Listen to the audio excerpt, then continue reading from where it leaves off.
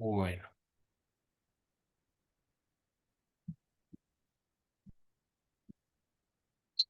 bueno, ¿ven pantalla completa? ¿Cómo? Doctor, Ay, ella Jesús, acaba en de serio. quitar, pero se veía perfecto. Miércoles. ¿Y ahora? Ahí está perfecto. María Sí. Isabel López, tienes el audio prendido. Bueno, muy buenas noches a todos. Para mí es un placer, pues, estar acá, pero no quiero perder la oportunidad que mis anfitriones, pues, se presenten, hagan, pues, toda la introducción y sobre todo, como les dije, porque hay personas invitadas no solamente a nivel nacional y sino a nivel internacional que pues, se motivaron mucho con su iniciativa. Entonces, buenas noches a todos. No sé, quién quiera saludar, quién quiera dar la introducción, por favor, antes de comenzar.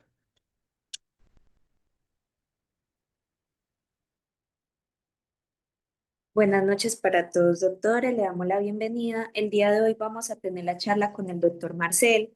Él es un cirujano experto en todo el tema de trauma de tórax. Él nos preparó esta charla con muchísimo cariño. Y bueno, doctor, bienvenido. Por la otra reunión no se preocupe, nosotros lo admiramos muchísimo y ya varios me habían estado pidiendo que usted realizara esta charla. Bueno, muchas gracias a ustedes, gracias por la consideración. Creo que con algunos me logré ver ahora en Bogotá en la semana quirúrgica. Felicitarlos por su participación y bueno, qué rico poder hacer estos eventos. Pues en mi caso, saben que yo estoy en la ciudad de Cúcuta, soy pues médico, soy especialista en cirugía, tengo una segunda especialidad en cirugía torácica, un magíster en oncología torácica y ya llevamos 2 décadas aquí tratando de hacer un trabajo quirúrgico muy juicioso en las regiones, ¿no? Es importante y quiero resaltar hoy este tema del trabajo en regiones porque pues ustedes que tienen la fortuna de estar en ciudades principales como Medellín, Cali, Bogotá, pues tienen un escenario académico permanente, inclusive donde yo me formé, que fue Bogotá, pero las regiones también están generando mucho trabajo y están generando mucha disciplina. Y lo vi este año en la semana quirúrgica. Con la presencia de muchos grupos de interés de Neiva, de Pasto, de Cúcuta. Entonces, pues estoy muy contento. ¿Me están escuchando bien? Perfecto, Sí, Listo. Y están viendo bien la imagen, ¿cierto? también perfecto. doctor. Listo, ¿no? También quiero pues agradecerles a todas las personas que se tomaron el tiempo y que me tuvieron paciencia estos casi 30 minutos de espera. Pues bueno, hoy voy a hablarles de un tema muy interesante. Me parece que el tema de trauma de tórax nunca pasará de moda. Yo creo que llevo, como les dije, 2 décadas y sigue siendo un tema que me apasiona y que sigue siendo motivo para poder compartir experiencia. Yo, más allá de que venga a contarles o a mostrarles o a enseñarles, voy a compartirles un poco de la experiencia y cómo hoy veo el trauma de pared torácica, que anteriormente, y se los quiero confesar, era como un tema corto o simplemente anexo al trauma de tórax, pero en este momento todo el avance del conocimiento, tecnología e insumos ha permitido un desarrollo y creo que eso ha impactado realmente en los pacientes, ¿no? Entonces, eh, de pronto la primera consideración que les quiero mostrar es que para nosotros aquí en Cúcuta, en nuestra región, lo definimos como tórax azotado y básicamente tórax azotado porque dentro del CIE-10 que tenemos a nivel nacional y de parametrización, así está. Entonces pueden buscarlo como S225 y es el diagnóstico de todo lo que tiene que ver con trauma de tórax que produce alguna alteración en la pared. Entonces, hoy voy a compartirles un poquito esa experiencia. Yo vengo en representación de un grupo de interés en cirugía que se llama Intorax y que viene casi hace más de 18 años en trabajo. Intorax, más allá que pueda ser una empresa, que podamos hacer un grupo de interés, que somos la base de el grupo de investigación de la Universidad de Pamplona, Vesalius. Realmente fue un grupo de amigos y de compañeros de todos los niveles, desde estudiantes hasta especialistas, que empezamos a trabajar por la región y nos enfocamos en la academia. poquito de lo que es mi ciudad. No sé qué tantos de ustedes conozcan, seducidos con nuestra ciudad y que seguramente puedan conocerla. Una ciudad capital del departamento norte de Santander, límites con Venezuela, con una historia muy importante, no solamente desde el punto de vista como ciudad intermedia en desarrollo y frontera, sino que también tiene mucha relación con su historia republicana y con la historia indígena regional barí, que llamamos indios motilones. Es el hospital universitario Ramos Meós, un hospital que tiene más de 5 años de funcionamiento, pero que fue como la extensión del Hospital San Juan a contar el día de hoy. Conflictos de interés ninguno con las casas comerciales, aunque el tema de pared torácica tiene que ver mucho con insumos y con tecnología para reconstruir la pared, pero no tengo ningún conflicto, no trabajo para ninguno de ellos. Y el conflicto en real son dos cosas: educación para ustedes y segundo, el atender bien los pacientes. Entonces, pues ya saben por qué le digo toras azotado. Les cuento que eso ha sido bastante acogido por toda la comunidad internacional. Yo creo que es un tema que ya me hablan, no, doctor, ¿cuándo nos da la charla de toras azotado? Pero pues realmente es trauma de pared torácica y quisiera como pues hacer esa observación. Em, Hablar del trauma de pared torácica rápidamente pues nos implica en conocer un poquito de la pared. Creo que todos ustedes como futuros cirujanos y muchos de los invitados ya cirujanos, residentes y demás que están compartiendo, pues esto es algo que les parecerá aburrido, hablarnos de la anatomía de la pared, pero es muy importante que entendamos que el tórax es esa cavidad mágica que envuelve pues estructuras vitales como el corazón, como los pulmones, los grandes vasos, el sistema digestivo, el sistema de vía aérea. Y esta caja está compuesta por una estructura ósea que es como una reja con músculos y con un tejido blando que lo envuelve y que tiene como función principal el movimiento coordinado en el ciclo respiratorio. Y así es, ¿no? Uno encuentra muchas imágenes, puede ver básicamente que... Miércoles. ¿Pasó algo o no? Sí, Doctor, sí, se cayó, sí, pero como hace un segundo. Bueno, entonces, acaba de dejar de compartir. bueno, pero vamos bien, ¿sí? Pero bien, hasta Bueno, ahora todo perfecto. entonces, espérate, vuelvo y comparto. ¿Usted cree en el Mercurio retrógrado o no? No, profe, pero estamos empezando a creer, ¿o qué? Pues ustedes son de la generación del Mercurio retrógrado, yo soy de la generación de que preguntábamos, ¿usted cree en las brujas? Y uno dice, no, pero de que existen, existen. Entonces, creo que eso es un ejemplo que hoy hay una energía por ahí que quiere jugar conmigo, pero miren que la actitud más importante es que ustedes están tranquilos y yo creo que yo también. ¿Mm? Así es. Bueno, Así es. entonces les estaba hablando que el Doras pues tiene la característica de tener estructuras importantes. Por ejemplo, yo les hablaba de los grandes vasos y les hablaba de lo que encontramos dentro de la pared torácica, pero también me parece muy importante resaltar algunas observaciones. Y algunas observaciones incluyen, por ejemplo, el orificio torácico superior. Y el orificio torácico superior, como lo vemos ahí, está formado por ese espacio donde está la primera costilla, la clavícula, el esternón y la columna vertebral. Es importante tenerlo en cuenta porque a pesar de que muchas de las lesiones en la pared de este nivel son de consideraciones especiales, pues en el trauma de tórax las zonas anatómicas como el opérculo torácico, el espacio precordial, el espacio toracoabdominal, el trayecto transmediastinal, siempre es importante considerarlos. Aquí me parece clave que resaltemos que el tórax, más allá de que es una estructura rígida, es una estructura articulable, ¿sí? Vemos fácilmente la conexión que hay entre la unión costo-vertebral y la unión posterior con la unión cóndro externar anterior, lo cual hace móvil ese tórax, a pesar de que es rígido, que protege esas estructuras vitales, tiene una movilidad que es una movilidad que ayuda al sistema respiratorio. Entonces, esto hace, por ejemplo, como ya vamos a ver, que por ejemplo en los traumas de tórax, con respecto al paciente pediátrico, que es mucho más loable, que es mucho más móvil, pues va a tener unos efectos mucho menores que en los pacientes adultos o ancianos.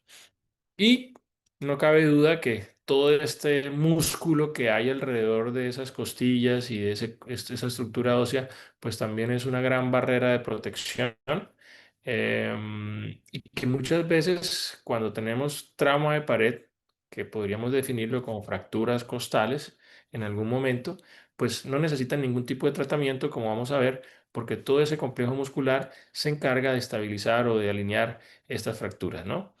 Entonces, esa combinación compleja entre estructuras óseas, móviles, cartílagos, core o centro, como es el esternón y el cuerpo vertebral, y todo ese complejo muscular que hay alrededor del tórax con el componente diafragmático. Entonces, ¿cómo podríamos definir este proceso fisiopatológico a nivel del trauma de pared torácica? Primero, considerarlo epidemiológicamente como mucho más frecuente en traumas cerrados. Si aumenta la edad, generalmente tiende a que este trauma de pared sea más complejo, ya lo habíamos hablado. Si hay más fracturas, hay más probabilidad de muerte, ¿cierto? Y creo que cuando uno ya se enfoca a un tema de trauma de pared torácica, es que este paciente va a tener su función respiratoria alterada, va a manejar una carga de dolor mayor y por tal razón su limpieza o higiene torácica va a estar comprometida. Ojo, cuando hay fracturas entre la primera y segunda costillas o clavícula, siempre hay que pensar en que ahí puede haber una lesión del opérculo torácico. Recuerden, el opérculo torácico es el orificio torácico superior que se les mostré en las imágenes anteriores y en este espacio pues hay unas consideraciones vasculares, digestivas, aéreas y neurológicas o nerviosas porque por ahí pasa el plejo braquial. Entonces es muy importante siempre tener esa consideración en las fracturas altas. En las fracturas medias, que van entre la cuarta y novena, siempre pues hay que mirar que no haya lesiones del corazón, no haya lesiones del parénquima pulmonar, seguramente vamos a encontrar alguna lesión pleural y muy raramente vamos a encontrar lesiones del aro bronquial. Y cuando encontramos fracturas bajas, y creo que lo vamos a revisar en algunos casos finales, que es la razón por la cual no les compartí la presentación por WhatsApp, porque la idea es que disfrutemos los videos y pues que ojalá todos puedan seguir conectados con este tema que me apasiona, es que podemos encontrar lesiones toracoabdominales o de órganos abdominales. Recuerden, la inserción del diafragma en el tórax es una inserción asimétrica donde es mucho más alta anterior, mucho más baja posterior, pero una fractura costal baja puede lesionar el diafragma y producir lesiones abdominales. ¿Vamos bien?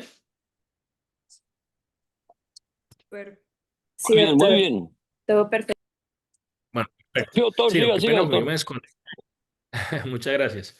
Bueno, siguiendo con el tema, entonces yo quiero definirles a ustedes lo que es un tórax inestable, que es un término que usamos mucho en cirugía, en trauma, y que inclusive ahora los voy a contextualizar dentro de lo que uno debe abordar en un trauma torácico. Y es que el tórax inestable ha tenido definiciones radiológicas que están basadas en la cantidad de costillas que puedan afectarse y en los segmentos de ellas que se puedan comprometer. Pero ¿qué pasa con esa definición radiológica? No siempre coincide con una repercusión clínica.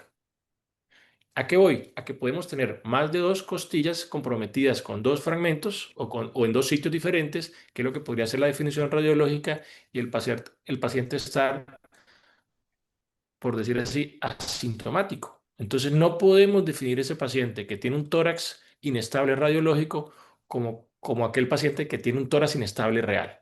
Entonces, la definición de tórax inestable es una definición absolutamente clínica basada en algunos criterios radiológicos que puede cumplir, pero lo más grave que vamos a ver y que vamos a ver más adelante es que genera disfunción en la mecánica ventilatoria. Ese es el primer aspecto que quisiera resaltar en este momento de la presentación. Lo segundo, la contusión pulmonar se asocia o se puede asociar con el trauma de pared y cuando se asocia, su mortalidad puede estar por encima del 50%.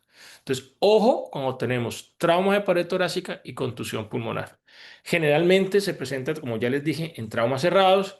Generalmente la contusión puede ser un proceso, como ya vamos a ver en definición, que afecta el pulmón con un proceso inflamatorio que puede durar hasta 8 días en evolución y que puede generar lesiones secuelares, pulmonares, cardiovasculares, y que va a ser mucho más severo en pacientes geriátricos que en pediátricos. Esta imagen me encanta porque yo la tengo siempre en mis clases de trauma de tórax, ¿no? Y ya me la robé para trauma de pared torácica porque realmente uno cuando habla de respuesta metabólica al trauma, no sé si alguno de ustedes, por ejemplo, cuando yo estudié cirugía era una de las clases más coco y es porque es la forma como miramos la célula, cómo responde la célula a un trauma. Y el trauma pues, puede ser un accidente, como lo definimos, pero también el trauma puede ser una cirugía, una agresión a tejidos. Entonces, la célula respiratoria también responde a un trauma y si es un trauma de pared, y como ya les hablé, podemos tener una contusión, podemos tener una lesión pulmonar, pues también se va a afectar la función respiratoria de una forma inflamatoria, aumentando la permeabilidad capilar, aumentando la posibilidad de sobrehidratar al paciente que hace que se aumente el intersticio, se afecte el intercambio gaseoso, se aumente el gasto cardíaco, disminuye la resistencia vascular periférica, se disminuye el surfactante y el proceso inflamatorio hace que todas esas células inflamatorias puedan generar microoclusiones o oclusiones microvasculares por las células y eso también afecta la mecánica. Entonces miren cómo nos vamos, como para contextualizarlo, desde lo que es la costilla, el músculo, el tejido blando, ¿sí? Esa reja, esa barrera, en algún momento también va a afectar a la célula respiratoria. Este es un ejemplo claro. Por ejemplo, eso es una foto de un caso que tuvimos no hace poco, pero aquí en la región. Entonces ya se pueden imaginar que los 5 muchachos que estaban de fiesta montados en ese vehículo, pues seguramente tuvieron un trauma de tórax y seguramente ese trauma de tórax tenía un componente de pared torácica. Entonces, ¿qué pasa? Aquí básicamente vemos que si esa pared falla, pues se falla la mecánica ventilatoria. Y ese es un buen momento para saludar. No sé si tenemos los asistentes y dejaría el micrófono abierto a la comunidad en formación médica, en residentes en formación y cirujanos con cirujanos torácicos que son mi familia y que me adoptaron, que es la Sociedad Venezolana de Cirugía y que me compartieron esta foto. Miren qué foto tan interesante. Voy a devolver. Esta es la con la que yo enseñaba cómo se podría manifestar un trauma de pared dentro del punto de vista fisiológico. Y esta es una foto real de un paciente, como notan, en la parte inferior izquierda, al perder la estabilidad, cómo hay una herniación, protrusión o movimiento externo del pulmón y ya por consiguientemente una mecánica ventilatoria alterada. Entonces, ya entrando al tema de trauma torácico, cuando hablamos de trauma torácico, no de pared propiamente dicho, uno tiene que tener estos tres escenarios. Las lesiones que son rápidamente letales, yo se los decía hoy a mis estudiantes en cirugía, hoy teníamos cirugía y teníamos jornada académica, y les decía, miren, esos son los tres momentos. Lesiones rápidamente letales son aquellas que matan al paciente en segundos, minutos u horas.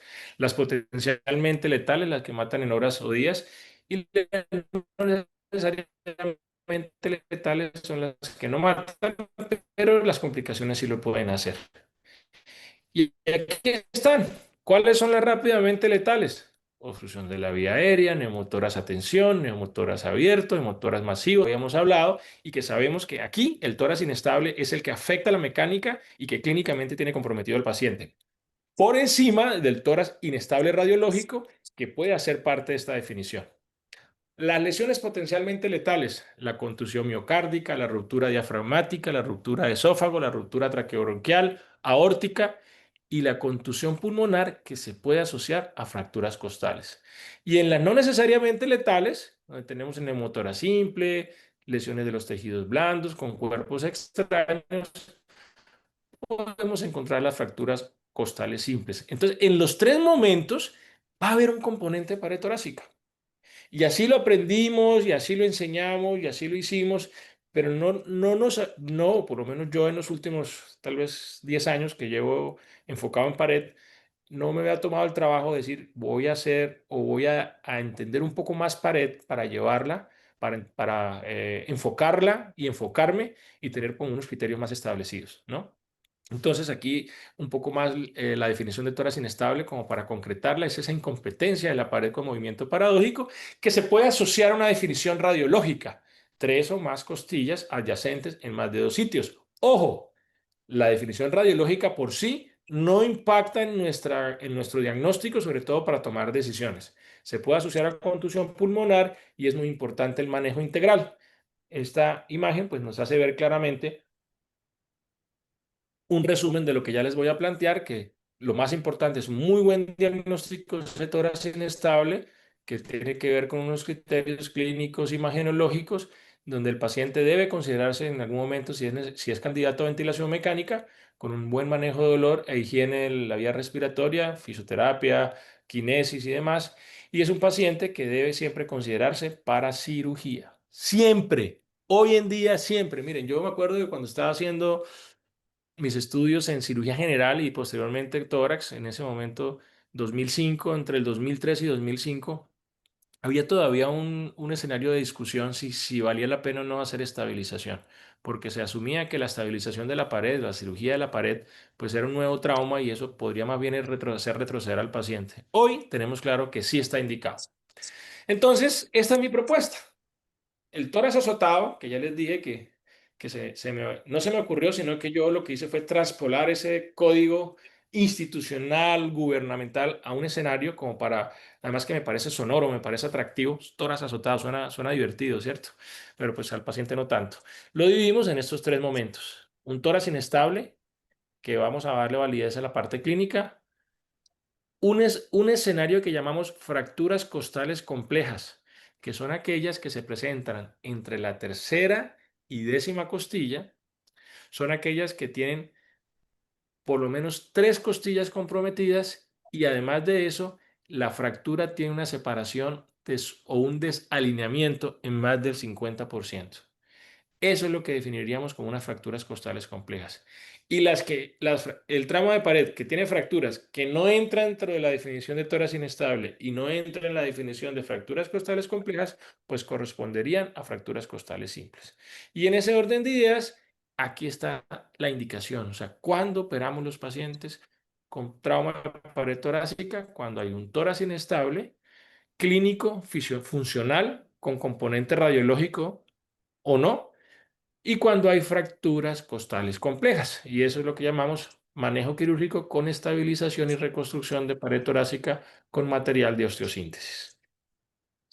Este es a los que les gusta el trauma por ejemplo, ahora que estuve en Bogotá en la semana quirúrgica, que tuvimos la oportunidad de compartir con el grupo de trauma de Cali, que pues son unos monstruos, nos enseñan muchísimo, pues ellos tienen siempre sus clasificaciones según las escalas de daño. Y en el caso de pared torácica toca pues como para mostrárselas, como para decirles que eso existe. Yo la verdad no la aplico, no porque no quiera, sino que para mí es más importante tener estos escenarios que son mucho más sencillos, pero simplemente para mostrarles que va graduada, dependiendo de la severidad en contusión, laceración, las fracturas en cantidad y los órganos que puedan estar comprometidos.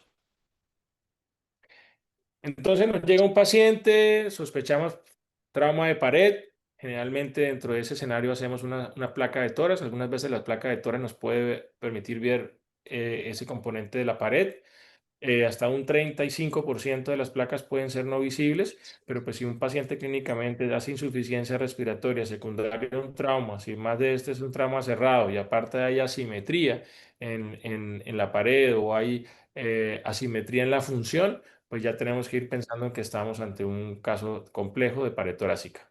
Después siempre se tiene que complementar con una tomografía torácica porque nos permite ver el contorno de la pared, el contorno, ver si ese contorno es asimétrico o no. Nos permite, por ejemplo, miren acá cómo hay asimetría, nos permite ver si tenemos líquido, si tenemos alguna lesión intratorácica adicional, que es importante solucionarla. Es decir, yo les estoy enfocando hoy el tema de trauma de pared, pero ese trauma de pared debe ir incluido dentro del análisis general del trauma, ¿no? Potencial, rápidamente o no necesariamente letales. Y después, estos pacientes se tienen que complementar con reconstrucciones tridimensionales que nos permiten evaluar cómo están o precisar cuáles son las costillas, qué tanto y poder definirlas. Por ejemplo, en el caso de las fracturas complejas, definirlas si ese desalineamiento es más del 50%.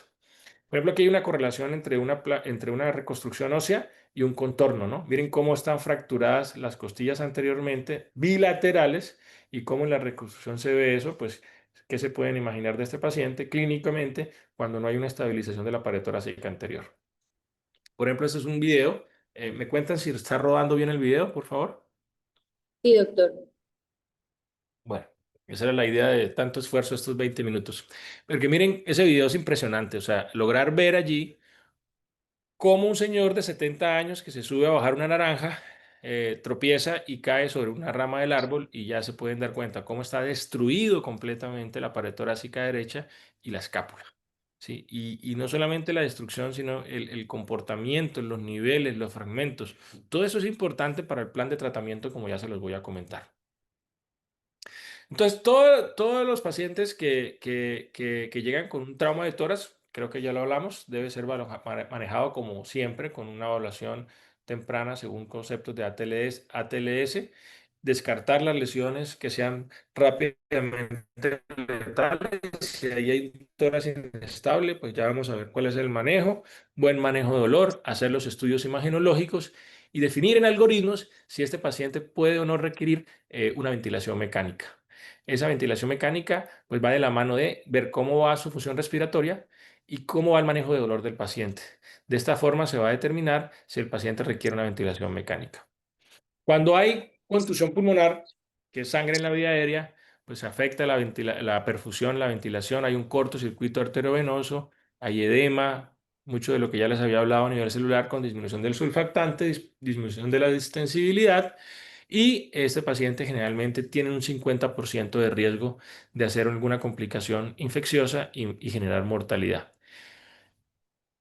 Hablar de contusión pulmonar en el trauma de pared es realmente un reto porque ya de entrada, si uno sabe que hay un trauma de pared con contusión, hay una alta mortalidad. Y segundo, como ya vamos a ver, una contusión pulmonar en trauma de pared que genere inestabilidad respiratoria, casi que podría ser una contraindicación momentánea para no hacer la reconstrucción. Habría que esperar que ese paciente mejorara su condición ventilatoria para ir ya a hacer el reparo de la pared. Dentro de la contusión, pues ya saben que hoy en día las ecografías nos ayudan a hacer un poco más de valoración de cómo está el parénquima y nos permiten hacer muy buena localización de cómo están las lesiones, fracturas de pared, correlación entre la reconstrucción 3D en TAC con los hallazgos intrapulmonares. Miren cómo está el componente intraparenquimatoso después de un trauma de forma bilateral.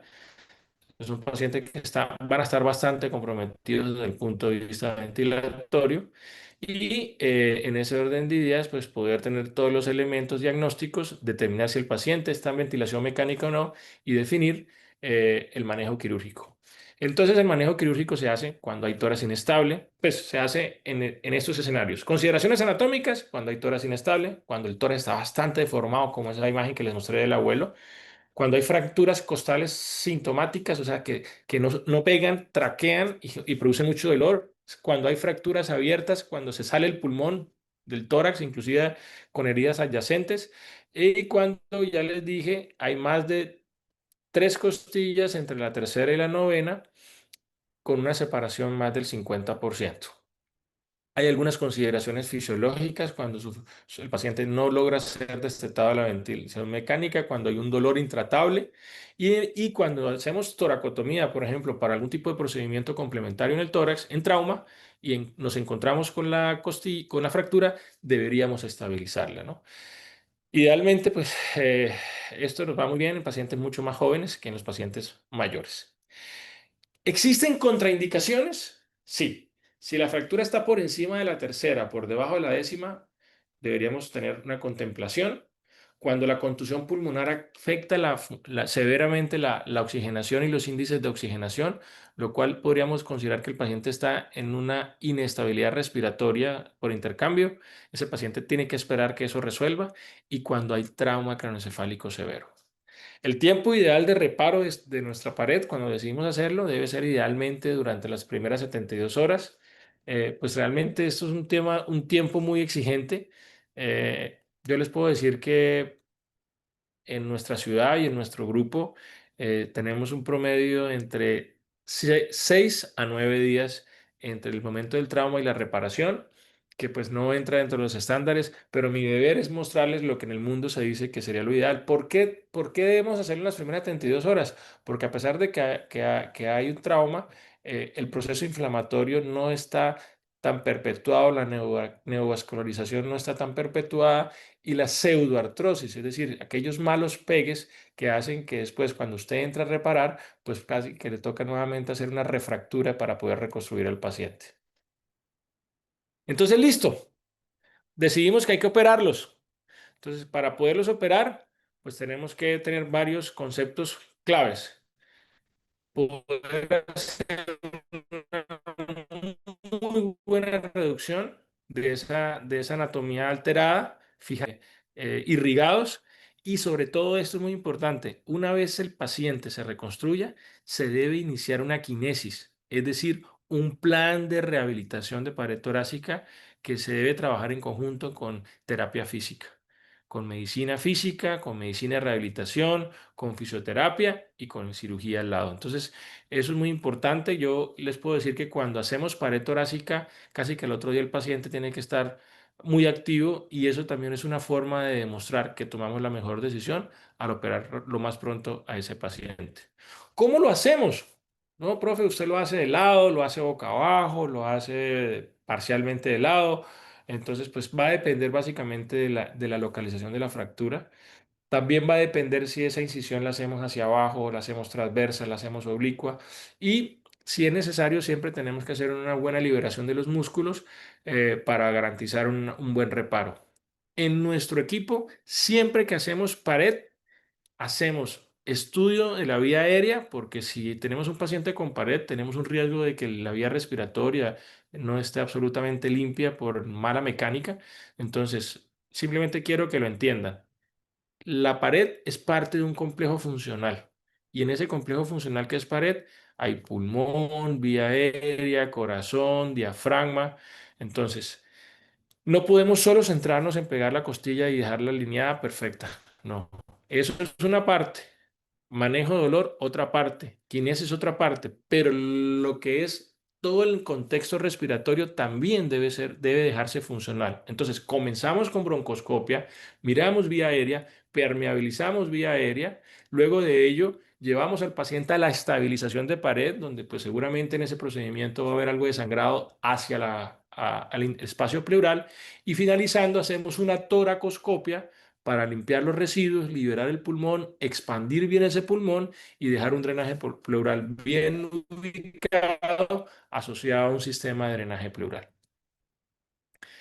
Como ya dijimos, lo ideal es que el paciente sea operado en las primeras 72 horas, a pesar de que hay clasificaciones. Si nosotros nos demoramos más de 72 horas, hablaríamos de un reparo tardío, perdón, y que recuerden que un trauma craneoencefálico severo, al igual que una contusión pulmonar que afecte la oxigenación con los índices comprometidos, son pacientes que deben esperar la estabilización. Pues algunos ejemplos, miren, esta es una posición de cúbito lateral cuando hay fracturas laterales. Esta es una posición de prono cuando hay fracturas posteriores. Esta es una liberación de músculos o con preservación. Si no hacemos estos colgajos musculares, cubran la estabilización y nos ayudan a la recuperación del paciente. Eso es otro de los conceptos, ¿no? Antes se creía que porque uno hacía una estabilización, pues al cortar los músculos indiscriminadamente, pues dejaba al paciente muy disfuncional. Hoy hacemos preservación de músculo para que cuando estabilicemos la pared, la recuperación física y funcional sea la mejor. Aquí algunos modelos de cómo lo hacemos: vertical, transverso, oblicuo. Son un reto, por ejemplo, las fracturas que están por detrás de la escápula, porque no es fácil manipular esas fracturas, pero eso no quiere decir que no se puedan hacer. Entonces, unos de los materiales que se usan para estabilizar pared torácica, pues unos son de uso más fácil que otros, pero siempre es un reto, ¿no? Estas fracturas que están por debajo de la escápula, hay que hacer muy buena exposición, hay que hacer un muy buen alineamiento y una vez que estabilicemos al paciente, pues tenemos que evidenciar, como se ve ahí, con una radiografía mínimo, que el paciente quedó bien estabilizado. Esta imagen es para que veamos que cuando utilizamos placas con tornillos, que son una de las opciones de material, estos tornillos deben tener una fijación completa con una perforación total de la corteza y la médula del costal que nos permite pues, que haya un adecuado fijación del material de osteosíntesis. Algunas veces nos enfrentamos a que cuando vamos a operar al paciente, externamente, pues hacemos el TAC, hacemos la placa al TAC, le hacemos la reconstrucción, ubicamos, pero cuando vamos a hacer la incisión, nos preguntamos dónde la hacemos y es decir, nos preguntamos, no, nos evaluaríamos en el sentido de que nuestra incisión tiene que ser lo más precisa posible, es decir, que sea sobre el sitio preciso de la línea de fractura. Y a veces no es fácil porque el paciente está hematizado, con equimosis, es obeso. Entonces, tenemos algunas ayudas como es la ecografía intraoperatoria para determinar que existan dónde están y eso nos permite decidir las incisiones o sucede esto que pues no lo tenemos aquí en Cúcuta ni me ha faltado, pero ha sido parte de lo que he podido ver en el mundo cuando he ido a aprender un poco de pared y es estas salas híbridas donde se tiene la posibilidad que el cirujano con imágenes intraoperatorias tomográficas pueda localizar exactamente dónde están las fracturas y esto le permita tomar la decisión de dónde debe hacer la incisión y si es necesario hacer incisiones adicionales para poder hacer una reconstrucción total. Lo ideal es reconstruir toda la pared que está dañada. Es lo ideal. No siempre lo logramos, pero sí debe ser nuestra meta corregir todas las costillas que están comprometidas. ¿Me confirman si los videos están rodando bien y si me están escuchando, por favor? Sí, Sí, se oye Pues muy bien, se sigamos. oye muy bien. Muy Eh, buena conferencia. muchas gracias. Muchas gracias. Bueno, eso es lo importante, los veo animados. Ahora, la pregunta es, ahora que estamos de moda, que la cirugía de mínima invasión, porque el profe nos está mostrando cirugía abierta, que separación de músculo, que levante la escápula, que coloque bien esas placas, que meta bien esos tornillos, pues la mínima invasión también llegó a este tipo de procedimientos. También hemos tenido una curva de aprendizaje. Hay diferentes tecnologías que nos permiten pero pues no en todos los lugares lo tenemos, no todas las personas tienen entrenamiento, pero pues es importante que sepan que a pesar que llevamos tantos años haciendo esto, seguimos retados, seguimos procesos mínimos que ya pues sabemos todos que generan menos morbilidad, generan recuperaciones más rápidas, más allá que también generan algunos aspectos estéticos. Entonces, por ejemplo, estas son algunas técnicas de estabilización con materiales que se colocan, algunos de ellos dentro del espacio pleural. Aquí estamos con un sistema que permite perforación y placas intrapleurales, ¿cierto? Este es un sistema también intrapleural, pero que se genera, si lo notan, con unos sunchos o con unos estabilizadores que se jalan desde adentro hacia afuera y permiten estabilizar las costillas. Y también tenemos este sistema que ya vamos a hablar de general de los sistemas que permite colocar unos clip costales con un puerto o incisión de puerto único en donde protector de herida nos permite hacer disección subcutánea y podemos trabajar hasta 6 espacios en relación hacia arriba y hacia abajo con, como se dan cuenta, un instrumental que nos permite colocar esos clips y estabilizar. Ahora sí, vámonos a qué materiales usamos, pues hay de todo, ¿no? Hoy en día estamos trabajando con materiales que pueden ser placas, con tornillos, pueden ser clips, que son, como ya van a ver, unos clips que permiten hacer, sin perforar la costilla, permiten hacer una estabilización.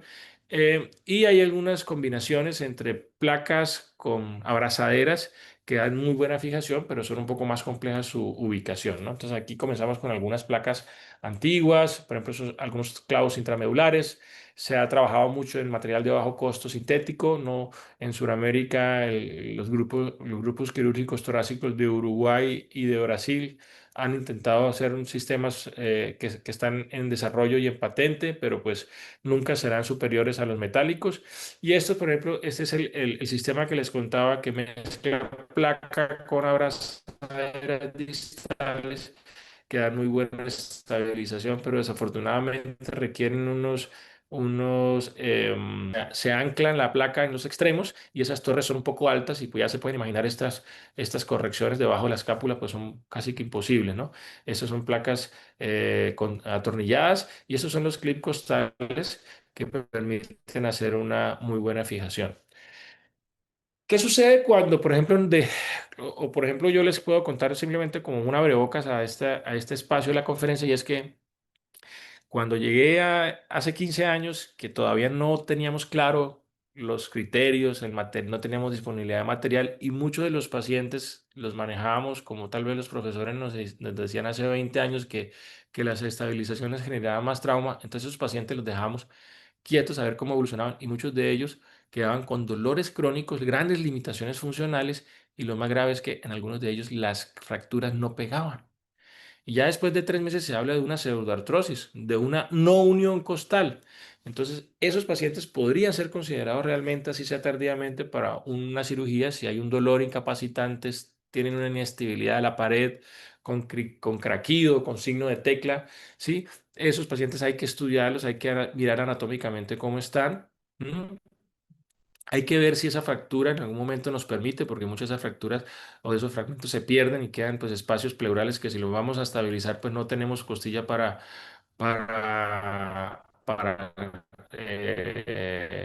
repararlos. Y hay que considerar muchas veces en estos pacientes qué consideraciones de base tienen, ¿no? Si son pacientes que tienen tabaquismo pesado, enfermedades endocrinas, han sido sometidos a radioterapia o alguna enfermedad vascular periférica, que pueden ser factores de riesgo para que esto se presente, ¿no? Aquí tenemos algunos ejemplos de esas fracturas que no pegan a nivel lateral, a nivel del opérculo torácico, a nivel lateral, lateroposterior. Miren cómo se forman esos callos de una unión y ya saben, pues imagínense todo lo que esto le va a generar al paciente desde el punto de vista clínico y sintomático. Entonces ya entrando un poco en los conceptos, quiero contar un poquito de experiencia. Yo tuve la oportunidad hace 13 años de conocer este grupo. Este es el grupo que se llama Grupo o Sociedad de Trauma de Pared Torácica, SIWIS. Es un grupo que viene reuniéndose desde hace ya, como les digo, más de 13 años a nivel en Norteamérica y que ha logrado reunir especialistas en cirugía, no solamente en Norteamérica, sino también de nosotros, Suramérica, de Europa y de Asia, y que han desarrollado conceptos, consensos más allá de que se genera conocimiento con trabajos de investigación, con muchas publicaciones que están incluidas en los journals de trauma, ellos han logrado hacer consensos, como ya está sucediendo en muchas áreas, y es que reuniendo a muchos especialistas del mundo, pues han generado pautas para tomar decisiones y mucho de lo que yo les he presentado lo he aprendido ahí, ¿no? Tuve la fortuna de ser parte de ese grupo, tuve la fortuna de representar a la parte de América Latina, más allá de Sudamérica, y hemos estado muy activos con Cibus. Ellos han planteado y lo pueden buscar, lo pueden buscar a nivel de la web y tienen pues cada cómo se opera. Y pues como contarles un poco, en el año 2020, en plena pandemia, pues logramos inclusive hacer una presentación en el Congreso Mundial de la experiencia que tuvimos acá en Cúcuta. Y además tuvimos la oportunidad de trabajar en conjunto con la Fundación Valle de Lili de Cali, en donde pudimos tener gran número de pacientes demostrando la importancia y los buenos resultados de los pacientes que eran llevados a reconstrucción de pared torácica con la indicación. Acuérdense, tórax inestable y fracturas costales complejas. También hemos podido compartir un poquito nuestro conocimiento a nivel suramericano. Esta es la publicación que hicimos como grupo acá, Cúcuta, con el doctor Raúl Vera y el doctor Diego Olivera a nivel de la Red Sociedad Argentina de Cirugía, donde fuimos pues reconocidos y exaltados y como para contarle algunos de los aspectos de nuestro trabajo, generalmente pues teníamos una gran incidencia en nuestros pacientes entre 4 a 5 costillas comprometidas. Veíamos que las fracturas que veíamos, el tramo que encontrábamos, no había realmente una gran diferenciación en si eran derechos o izquierdos. La mayoría de diagnósticos de indicación eran tórax inestable, estaban mucho más relacionados con accidentes de tránsito. Como ya les dije, eran generalmente 4 costillas y generalmente encontrábamos que cuando las operábamos lográbamos estabilizar en promedio por lo menos 4 o más de ellas, ¿no? Y eso sí muy importante porque empezamos a encontrar que habían otras lesiones asociadas y dentro de esas lesiones asociadas pues teníamos también que ver la contusión las lesiones del diafragma y los traumas craneoencefálicos. Nos tomamos el trabajo también de ver esos pacientes en el tiempo y nuestros indicadores de calidad de vida y recuperación pues mostraban que los pacientes eran absolutamente funcionales, un muy buen manejo del dolor y eso pues nos ratificaba que hemos tomado una decisión adecuada, ¿no? Como conceptos varios de este equipo de trabajo con Siwis es que también hay que estar muy pendiente de las fracturas no traumáticas y esos conceptos de estabilización en pacientes con metástasis, con tumoros, con osteoporosis, podríamos considerarlos para ser también estabilizados. Los pacientes que tienen fracturas por reanimación es importante, ¿no? Y realmente nosotros en todos estos años que llevamos para 2 décadas de trabajo, eh, no retiramos el material. Son materiales generalmente a base de titanio, son tolerados, son bien recibidos. eh, Eso ya termina siendo parte corporal del paciente. Material que presentara en algún momento rechazo o reacción a cuerpo extraño, en esas consideraciones podríamos pensar en retirar. Realmente en estos años solo he retirado dos materiales de osteosíntesis y han sido por procesos infecciosos asociados y otro por rechazo. Entonces vamos a ver algunos casos. Por ejemplo, este es un trauma de pared torácica derecha, donde miren cómo está absolutamente destruida, está absolutamente acabalgada toda la parte lateral de la pared derecha. Hacemos una incisión, inclusive tenemos un componente subescapular. Liberamos bien y en este caso estamos utilizando los clips costales, los cuales los colocamos, los estabilizamos con un muy buen alineamiento. Nótese que hacemos una buena desperiodización de la costilla, separamos los paquetes neurovasculares para preservarlos, separamos los músculos intercostales y procedemos a hacer el ajuste del clip. Miren que estos ajustes del clip nos permiten eso nos reduce esa inestabilidad que generaba. Entonces aquí miren el resultado final, cómo se logra la estabilización de la pared torácica, ¿no? Fractura múltiple de tres arcos costales. Se le pueden poner unos Y el ganchos, se le resultado pueden poner como siempre de debería en estos pacientes la cadena de radiológicos. una bicicleta. ¿Hay alguien hablando? ¿Me permiten por favor el micrófono? Pero eso no lo hace. El esposo de Adriana. ¿Te acuerdas cuando se le inundó la casa que él se cayó? Se resbaló. Edgar Hernández. ¿Qué le pasó eso? Ya. Eh, Se no sé si fracturó. Perdón. podemos con el coordinador soy yo, ¿no? No puedo. Listo ya. Entonces, este, por ejemplo, es un control posoperatorio. La gente, después de la reconstrucción, el paciente egresa, se controla al mes y a los 3 meses se le hace un control tomográfico con reconstrucción 3D que nos permite verificar la buena ubicación del material de osteosíntesis, el alineamiento, la adecuada unión de la costilla y si el paciente evoluciona bien, como ya les dije, nosotros no retiramos el material. Ese es un caso combinado, porque miren que tenía una fractura del manubrio external con asimetría y acabalgamiento severo. Entonces, pues primero lo que hacemos es una muy buena disección del manubrio, liberamos, identificamos la fractura y en este caso utilizamos un clip especial para esternón que nos permite pues hacer un ajuste, un clipeamiento y una estabilización external.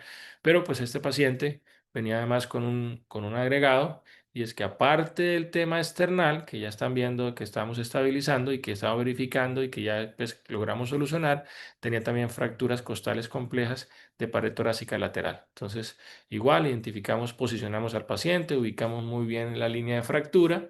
Sobre ese escenario, pues hacemos la incisión y posteriormente nos procedemos a hacer la estabilización de la pared con un paciente que finaliza con una toracoscopia donde limpiamos al final el procedimiento el sangrado, liberamos el pulmón, liberamos las adherencias. Entonces, miren la importancia de la toracoscopia final, ¿no? Lavamos el espacio, ¿cierto? Dejamos el paciente bien drenado, que era lo que yo les decía. Miramos el resultado radiológico, tanto del esternón como en la parte costal. Y este es el paciente 48 horas después del retiro del tubo de tórax, ¿no? Evaluando su kinesis. ¿Kinesis qué es? Movimiento, ¿sí? Un paciente que está funcional, que respira bien, que tiene una adecuada movilidad de su pared torácica y que pues esto habla por sí solo, ¿no? Donde este paciente no podía ni siquiera moverse de su cama antes del procedimiento. ¿Me confirman si ruedan bien los videos, por favor? Sí, perfecto. Ese es un paciente con, miren la severidad del trauma esternal, tenía absolutamente una inestabilidad del esternón y de la unión eh, clavículo esternal.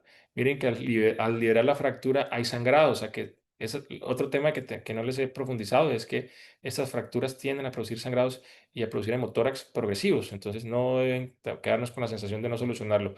Aquí hacemos la reducción, en este caso utilizamos una placa araña que estabilizamos con tornillo y esta placa araña una vez estable, pues hacemos nuestro cierre, garantizamos estéticamente un buen cubrimiento del material de osteosíntesis, ¿cierto? Y posteriormente, como van a notar, llevamos al paciente a una toracoscopia en donde efectivamente encontramos un hemotórax residual que puede ser antiguo, coagulado o simplemente por el sangrado que se presenta después de la liberación y estabilización, puede haber un sangrado que se drena el espacio pleural y hay que dejarlo libre. Miren, no es que seamos pichados, como decimos aquí, o sea, creídos, pues teníamos la posibilidad de varios materiales. Entonces, por ejemplo, utilizamos las placas en la parte más lateral que nos permitía perforar bien y en las que estaban por debajo de la escápula, como teníamos dificultad, utilizábamos los clips. Entonces, es un paciente, un caso interesante donde también podemos mezclar. No es que lo hagamos así, sino que muchas veces tenemos solamente dos placas o dos clips, pero podemos ser un poquito creativos y utilizarlos también dependiendo de la necesidad donde vamos a hacer el reparo. ¿Sí? Y este paciente, miren, es que el paciente se egresa ese día y miren la parte funcional de este paciente. ¿Sí? Y después de esto, le decimos al señor que vaya al control al mes. Pues uno diría, no, es en serio. Entonces miren cómo hay una recuperación de pared después que el paciente no toleraba. Y este es el control al mes. Ya notaron que se subió de peso, o sea que no es que la cirugía sirva para engordar, pero el paciente pues normaliza su vida y pues eso es un buen indicador de que el paciente pues está normal. Y miren la incisión, el abordaje y miren la función, ¿no? Es más o menos lo que quería compartirles con estas imágenes.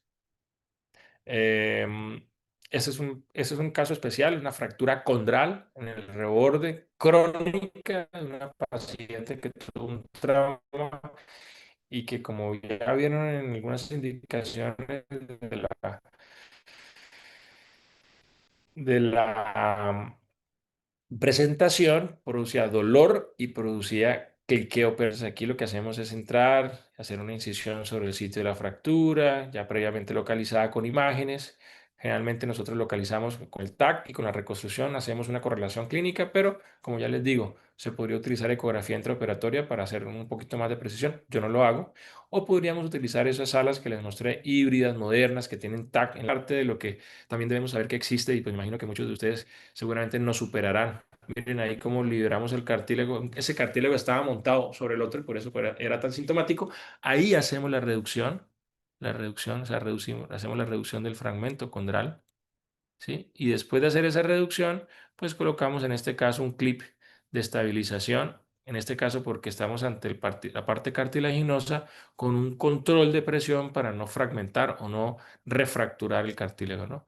Entonces, verificamos el alineamiento, verificamos la corrección de la simetría, cubrimos con tejidos blandos, ¿cierto?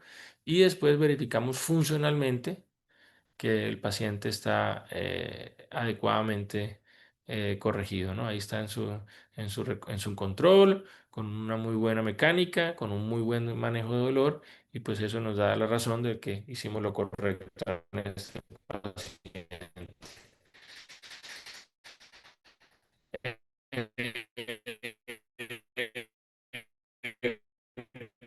Como por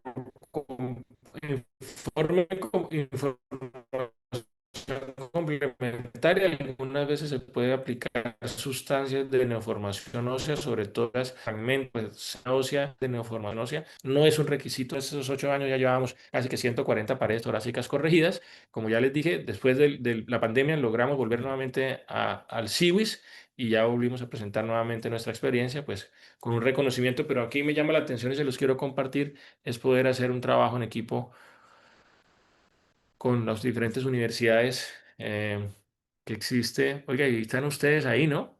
CIRSES, y está la EIA, y está miren, todos los grupos de interés de Colombia, como nos unimos para hacer investigación a veces sin darnos cuenta, ¿no? Y en ese orden de ideas, pues quería presentarles también nuestro grupo de interés, un grupo de interés que se basa en estos cuatro pilares: educación, investigación, cuidado del medio ambiente y liderazgo, ¿no? Venimos trabajando ya por más de 5 años como grupo de interés. Yo creo que ustedes pueden dar fe de que Intoras hace parte del grupo de interés fundador del capítulo Futuros Cirujanos. Seguimos dándole, pero en estos 2 últimos años hemos vivido una experiencia en pared, y es que nos han empezado a llamar a escenarios de simulación. Por ejemplo, este es un simulador de pared torácica. Interesante, ¿no? Pero nosotros nos ideamos este simulador. Tal vez no sé si más adelante podamos vivir la experiencia. Esto lo llevamos a Medellín, a la Universidad Cooperativa el año pasado. Hicimos un taller de manejo de pared torácica, y esto es lo que llamamos Mr. Tórax, y son unos simuladores que implican costillas, en este caso humanas, previamente tratadas y con todos los requerimientos legales para usarse, y sobre ellas montamos una pared torácica artificial, para que se pueda hacer todo el tema de estabilización, abordaje, drenajes y demás, ¿no? Entonces tenemos un grupo con docentes expertos en simulación, cirujanos, y pues estas imágenes fue uno de los eventos que se hizo en Bucaramanga, y que, por cierto, quiero compartirles. El año entrante nos vamos a volver a ver allá, y que espero que ustedes también asistan, ¿no? Este es Intórax, esperamos que vengan también a visitarnos. Estas son mucho de lo que hacemos. Nosotros tenemos pues mucha información en YouTube, tenemos información en Instagram, en Facebook, inclusive tenemos representación en Spotify. Entonces, también para que vean que estamos dándole también a todos los espacios de estimulación educativa. Y quiero hacer un reconocimiento al doctor Mauricio Velázquez. El doctor Mauricio Velázquez, cirujano torácico, en este momento es el jefe quirúrgico de la Fundación Valle de Lili de Cali. Ha sido la persona que me motivó a aprender un poco más de pared torácica, que me animó a acompañarlo por el mundo, a ir al SIWIS tantos años, y que creo que hoy, si estoy aquí hablándoles de pared torácica, es porque él me dio esa oportunidad. Hoy en día es el vicepresidente de la Sociedad Colombiana de Cirugía, seguramente próximo presidente, y pues me parece muy valioso, y con mucho agradecimiento, pues hablarles de Mauricio y contarles un poco de que yo le doy mucho a él en este aprendizaje. Además, que Mauricio, pues en tema formativo, se graduó muchos años después de cirujano de toras, es decir, es mucho más joven. O sea, aquí la juventud es la que nos está permitiendo aprender, ¿no? Y para finalizar, lo más importante para llevar a casa es que cuando uno quiere tratar la pared torácica, pues uno tiene que tener claro que hay factores de riesgo, ¿cierto? Y en ese orden de ideas, ustedes, jóvenes aventureros que se divierten y les gusta pasarla bien, no se enfrenten a un escenario de estos, ¿no? Invitarlos el 17 al 20 de septiembre en la ciudad de Medellín, allá donde están ustedes. Vamos a hacer el 21º. Vamos a estar representando las sesiones de cirugía torácica, o sea que me van a encontrar allá. Vamos a tener una jornada de trauma, y que me encantaría que nos acompañaran, y seguramente seré el más interesado en que puedan estar en Medellín. Y después, a los pocos días, en Bogotá, tendremos el Congreso, quinto Congreso Colombiano de Cirugía Torácica en la ciudad de Bogotá, enfocado en oncología torácica, con invitados muy importantes de Norteamérica, Europa, Asia y Suramérica, como el doctor Ricardo Terra, un líder en este momento latinoamericano en todo el desarrollo de la cirugía torácica. Entonces, pues eso es importante. Y si por alguna razón quieren venir a Cúcuta, los esperamos el 24 de octubre en el cuarto simposio Respirar de Enfermedades Respiratorias, donde hacemos un escenario educativo multidisciplinario: fisioterapia, enfermería, nutrición, psicología, cirugía torácica, neumología, radiología torácica, y los integramos todos en una jornada de 8 horas, 7, 8 horas, para hablar de ese tema y aprender de muchas especialidades. En este caso va a ser en la Universidad Simón Bolívar. Aquí tratamos de hacer mucha integración universitaria, como la que hicimos con ustedes en febrero, y pues bueno, me encanta poder compartirles esos escenarios. Entonces, bueno, muchas gracias. No sé cómo les fue en esta presentación. Uy, Muchas gracias, no. doctor. Excelente presentación. No sé si tengan alguna pregunta. Oiga, logré mantenerlos porque cuando estábamos en Team eran como 22, ¿cierto? O 25, no sé. Y hay 21. Bueno, me hace muy feliz. Bueno, preguntas, no sé si tengan alguna duda. Doctor, muchísimas gracias en serio por todas las invitaciones también. Para nosotros increíble pues tener también otras oportunidades de adquirir más conocimiento. Bastante chévere pues también como lo de la práctica, te tendremos muy en cuenta, ojalá sigamos en contacto porque nos interesa bastante, muy chévere todo y pues una presentación bastante completa, muy para nosotros, muy también como para interesarnos un poquito más en ese maravilloso mundo. Mil gracias, en serio. Feliz noche. No, a usted, Valeria, gracias a ustedes por interesarse, por darse oportunidad de aprender. Creo que estamos en un momento de nuestra realidad, de nuestro país muy difícil. Y yo creo que si queremos hacer o poner un poco de parte para cambiar esto, es educarnos. Y nosotros como médicos, yo me considero todavía un médico en formación, es siempre tener la disposición de aprender, ¿no? Un tema muy técnico, un tema muy preciso, un tema que pues se sale un poquito de las generalidades del trauma de tórax, pero es un tema creo que les he mostrado muy valioso y que ustedes cuando ya empiecen a hacer sus prácticas, no necesariamente si son cirujanos o no, van a tener muchos pacientes con trauma de pared torácica que pues lo más importante es que lo entiendan, sepan la importancia y que sepan por lo menos que ese paciente hay que pararle bolas porque puede estar en un rango de fracturas simples, fracturas complejas o tórax inestable. Y si entra entre tórax inestables y fracturas complejas, seguramente es un paciente que se debería operar. Bueno, feliz noche para todos y muchas gracias. Lo mismo, doctor. Gracias a usted, doctor. Gracias. Apenas Para... tenga la grabación, se las hago llegar. Bueno, Mil gracias, eso le iba a decir. Muchas gracias, Chao, doctor. gracias. chao muchachos, qué rico.